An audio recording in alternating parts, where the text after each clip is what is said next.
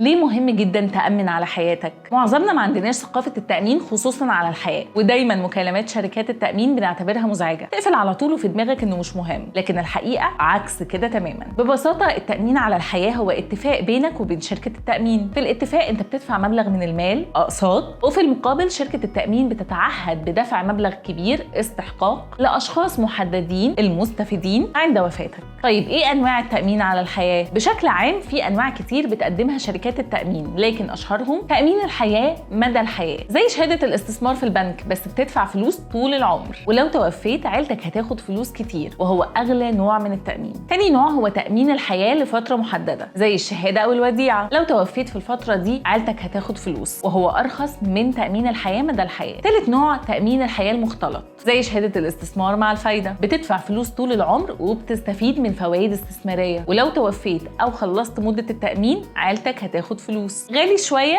بس مفيد اكتر. رابع نوع تأمين الحياة مع الاسترداد، ده زي شهادة الاستثمار اللي ممكن تسحب منها الفلوس، ممكن تسترد فلوسك في اي وقت، وفي حالة الوفاة لا قدر الله عيلتك تاخد الفلوس، ولو حابب انت ممكن تسترد جزء من فلوسك، وده مناسب للي عايزين يستثمروا مع حماية لعيلتهم. خامس نوع هو تأمين الحياة مع التوفير، زي شهادة الاستثمار مع تأمين، بتدفع فلوس طول العمر وبتستفيد من فوائد استثمارية، ولو توفيت او خلصت مدة التأمين عيلتك بتاخد فلوس، ممكن تستخدمها لتمويل مشاريع مستقبلية. طيب مين اكتر حد بيحتاج التأمين على الحياة؟ الاشخاص المعيدين لأسرهم، اصحاب الدخل الوحيد في العيلة، اللي عايز يوفر فلوس لأطفاله في المستقبل، واللي عايز يسيب وصية. لو قررت تعمل تأمين على حياتك خلي بالك وانت بتختار، قارن بين عروض شركات التأمين المختلفة، اختار بوليسة تتناسب مع احتياجاتك وميزانيتك، اقرأ شروط التأمين بعناية، وقولي في الكومنتس عمرك فكرت تعمل تأمين على حياتك؟